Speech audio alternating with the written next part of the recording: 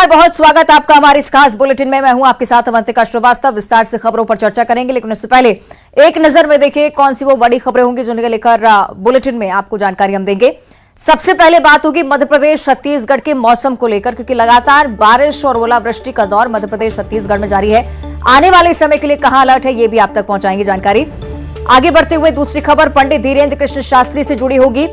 सहस्त्रबाहु को लेकर दिए गए बयान को लेकर माफी मांगी है पंडित धीरेन्द्र कृष्ण शास्त्री ने। क्या है पूरा मामला, ये भी आप तक पहुंचाएंगे। अंबिकापुर की भी बात होगी इस बुलेटिन में, जिसमें सरकारी जमीन का खेला आपको दिखाएंगे। महत्वपूर्ण खबर इसलिए क्योंकि कांग्रेस नेताओं पर कई गंभीर आरोप लगे हैं। चौथी और महत्वपूर्ण खबर, मध्य प्रदेश शिक्षा विभाग की तरफ से बड़ा फैसला सामने आया। सरकारी स्कूलों में आर्टिफिशियल इंटेलिजेंस की बात होने लगी है। क्या है पूरा आदेश, विस्तार से जानिए इस बुलेटिन में। पांचवी और महत्वपूर्ण खबर, सरगुजा से लाई गई बाघिन को आज अचानक मार के जंगलों में छोड़ा जाएगा। क्या कुछ पूरी प्रक्रिया रहेगी, इस बुलेटिन में इस पर भी बात करेंगे। चलिए विधिवत शुरुआत करेंगे इस बुलेटिन की, विस्तार से चर्चा सबसे पहले मध्य प्रदेश के मौसम को लेकर ही। पिछले कुछ दिनों से गरज चमक के साथ बारिश होने का दौर लगातार चल रहा है। इसके साथ ही कुछ जगह ऐसी भी जहां पर ओलावृष्टि की भी खबरें सामने आई हैं। मौसम विभाग के अनुसार अगले 30 अप्रैल तक स्थिति यूं ही बनी रहने वाली है।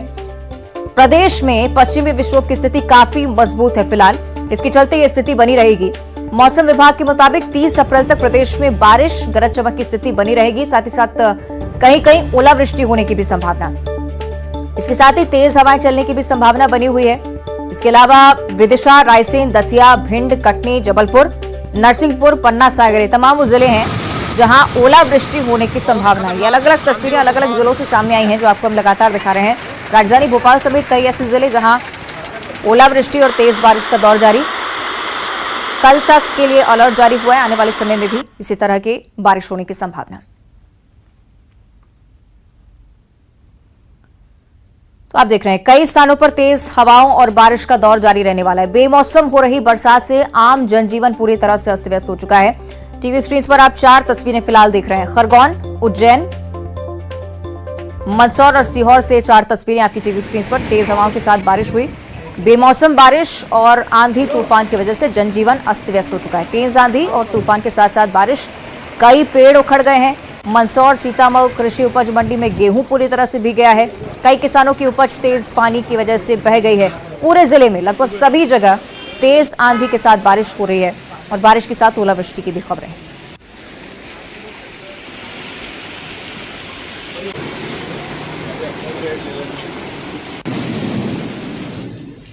तो कई स्थानों पर तेज हवा और बारिश का दौर लगातार जारी। बेमौसम हो रही बरसात की वजह से आम जनजीवन अस्त व्यस्त। 4 तस्वीरें खरगोन, उज्जैन, मंदसौर और सीहोर के आपको हम दिखा रहे हैं। कई जगह लोग काफी परेशान, किसानों की परेशानियां बढ़ती हुई, फसल बेमौसम बारिश की वजह से बर्बाद हो रही है। हालांकि गर्मी से राहत की भी खबरें हैं।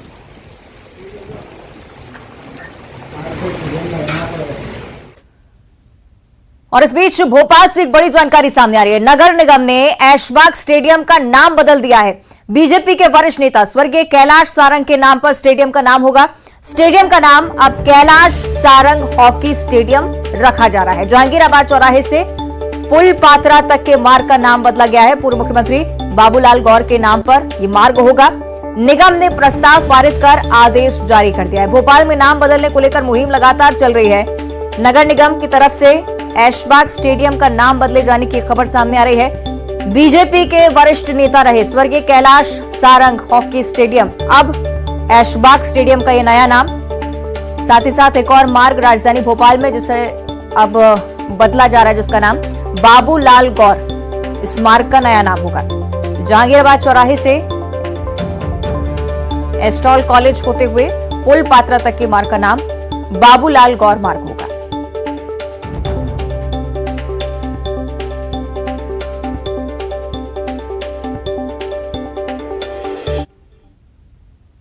चलिए ज्यादा जानकारी इस पर हम लेंगे। सहयोगी जितेंद्र शर्मा हमारे साथ राजधानी भोपाल से लाइव जुड़ रहे हैं। जितेंद्र, नाम बदलने को लेकर न सिर्फ भोपाल में बल्कि मध्य प्रदेश में भी सियासत खूब हुई है और अब राजधानी भोपाल के मुख्य मार्ग का नाम बदला गया है, स्टेडियम का नाम बदला गया है। क्या कुछ मायने?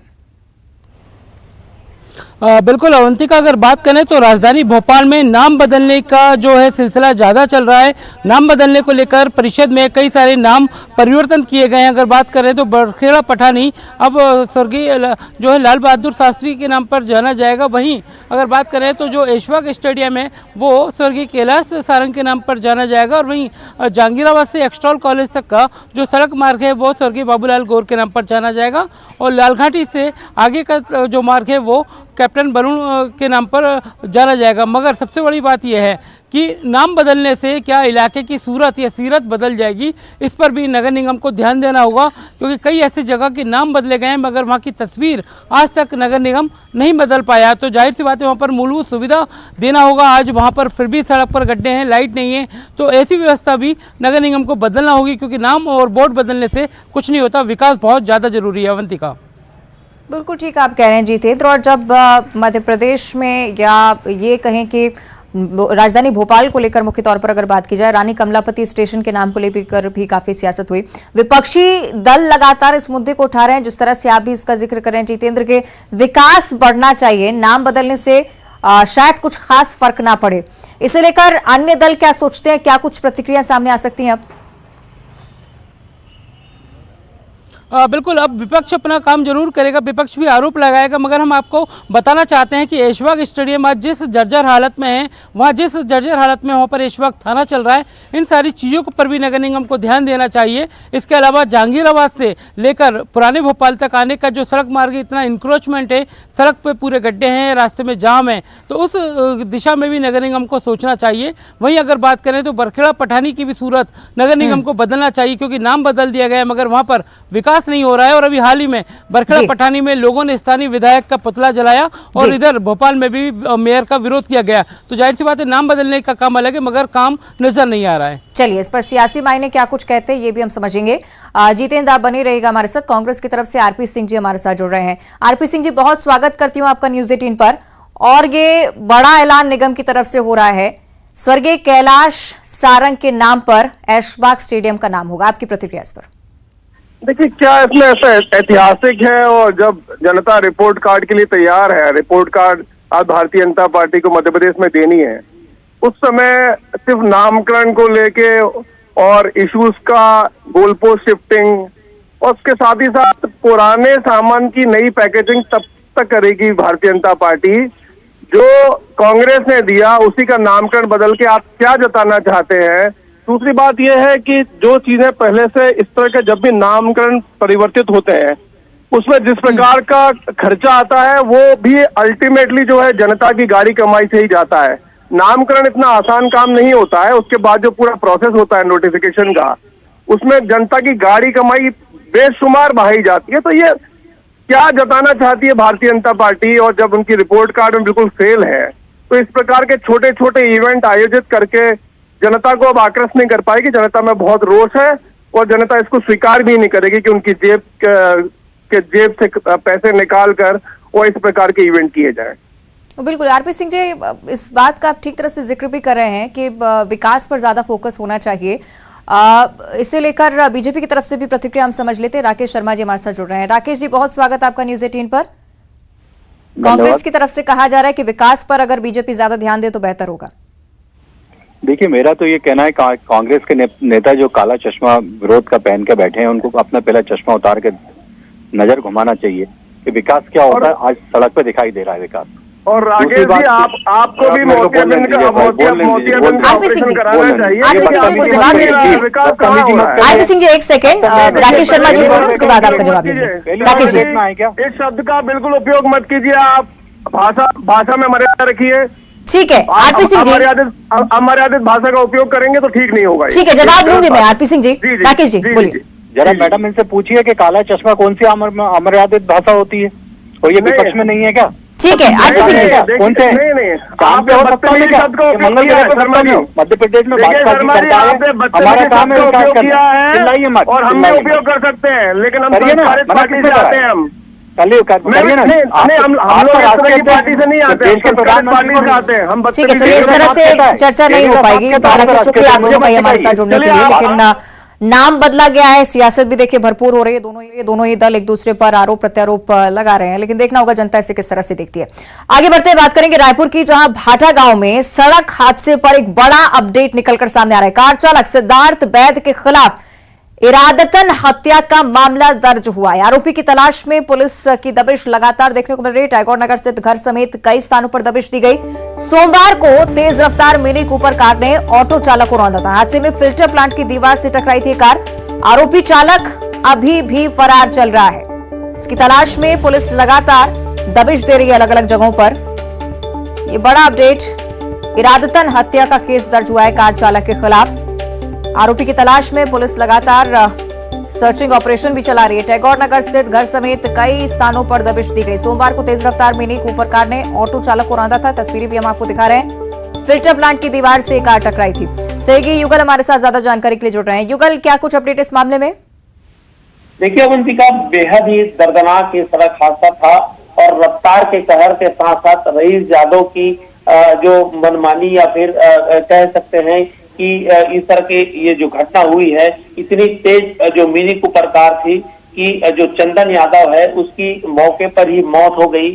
और बड़ी बात यही है कि इस हादसे के बाद वो फरार होने की कोशिश कर रहा था, लेकिन जानकारी ये भी मिल रही है कि पुलिस की टीम उन्हें दबोच ली थी। पहले 304A का मामला दर्ज करने की बात आई थी। उसके अलावा जानकारी भी पुलिस देने से इंकार कर रही थी, गुरेज कर रही थी, और लेकिन अब जाके इरादतन हत्या का मामला दर्ज किया गया है। और जो सिद्धार्थ वैद है, आरोपी है, जो उस समय कार चला रहा था, उसकी सरगर्मी से तलाश अब पुलिस कर रही है। इस तरह की जो सड़क दुर्घटना है, तेज रफ्तार जो वाहन है इस पर चलाते हैं और इस पर सख्त कार्रवाई करने की जरूरत है।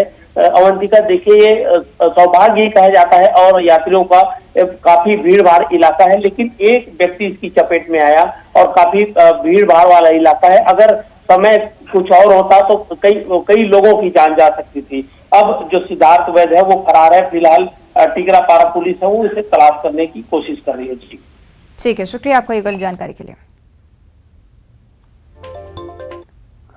आगे बढ़ते हैं रायपुर से ही अगली बड़ी खबर, जहां बिरनपुर मामले पर पीसीसी अध्यक्ष मोहन मरकाम का बड़ा बयान सामने आया। बिरनपुर पर उन्होंने कहा है कि बीजेपी नेताओं के आरोप पर सभी आरोपियों को पकड़ लिया गया है। बीजेपी सिर्फ माहौल खराब करने का काम कर रही है। बीजेपी नेताओं के मंसूबे नाकाम होंगे, कहना है मोहन मरकाम का। मुद्दा विहीन पार्टी बीजेपी हो चुकी है।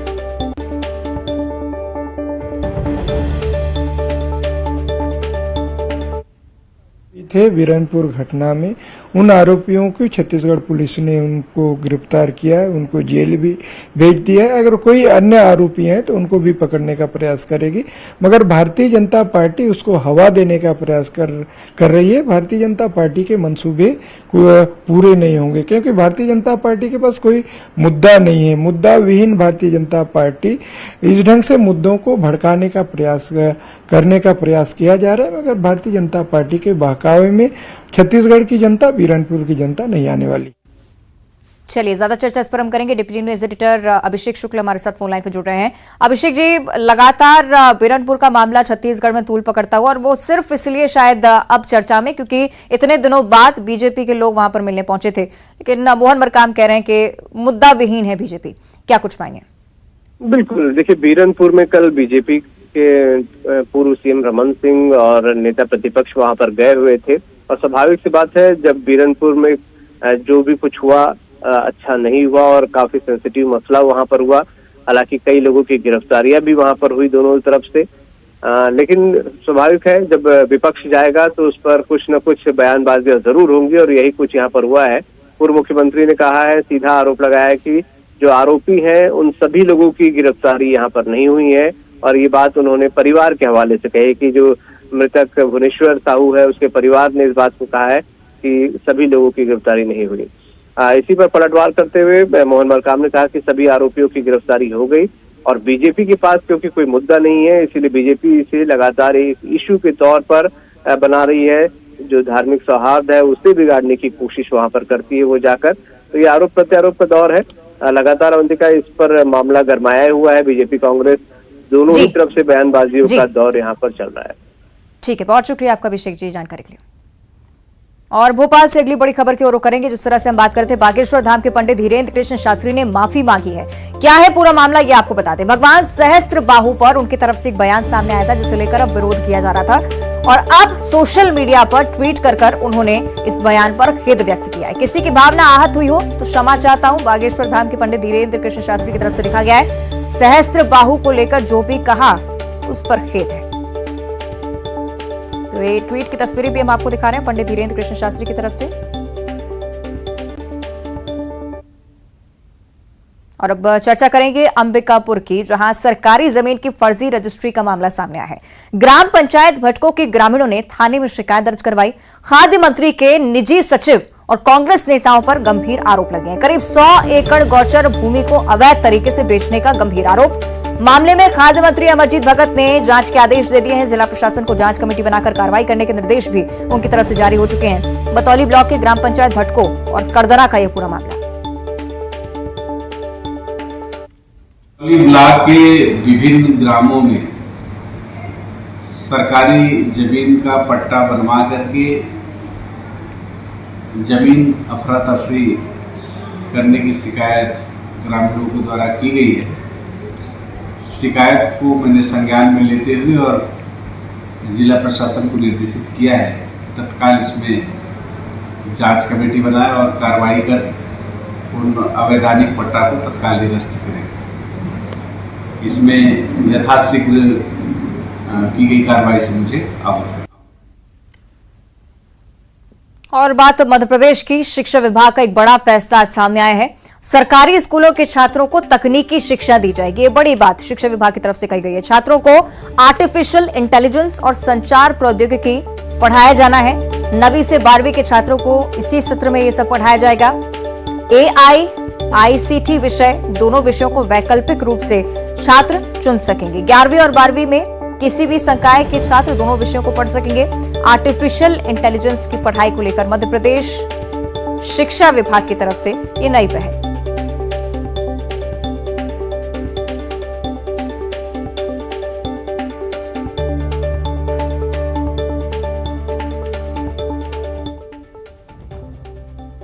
और अगली खबर रायपुर से है, जहां आज अचानक मार में बाघिन छोड़ी जाएगी। छोड़ने से पहले बाघिन को कॉलर आईडी पहनाई जानी है।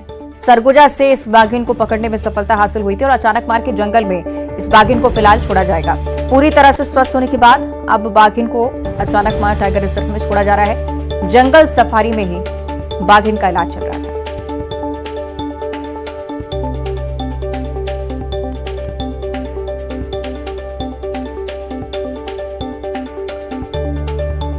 रायपुर से बड़ी जानकारी, आज अचानक मार टाइगर रिजर्व में इस बाघिन को छोड़ा जाना है। उससे पहले कॉलर आईडी बाघिन को लगाई जाएगी।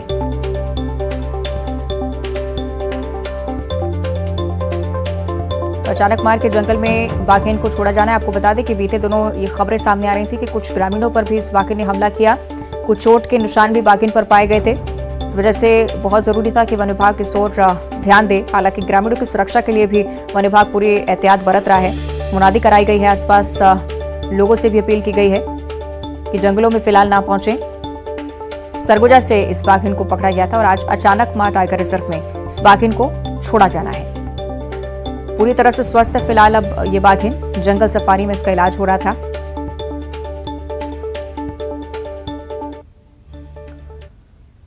आगे बढ़ते हैं, भोपाल से अगली बड़ी खबर सामने आ रही है, जहां नेता प्रतिपक्ष गोविंद सिंह को माइनर पैरालिसिस अटैक आया है। अब स्वास्थ्य में सुधार है, ऐसी भी खबरें। 24 तारीख को विधानसभा के दौरे के दौरान उनकी तबियत बिगड़ गई थी।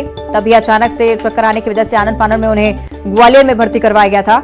रूटीन चेकअप और डॉक्टर स्वास्थ्य का पूरा ध्यान रख रहे हैं। नेता प्रतिपक्ष गोविंद सिंह को लेकर ये जानकारी, माइनर पैरालिसिस अटैक उन्हें आया था, लेकिन अब उनके स्वास्थ्य में सुधार हो रहा है। राहत भरी बात। विधानसभा क्षेत्र के दौरे पर वो निकले थे, उसके बाद उनकी तबियत बिगड़ी थी। ग्वालियर में उन्हें भर्ती करवाया गया था। रूटीन चेकअप लगातार चल रहा है। डॉक्टर उनके स्वास्थ्य का पूरा ध्यान रख रहे हैं।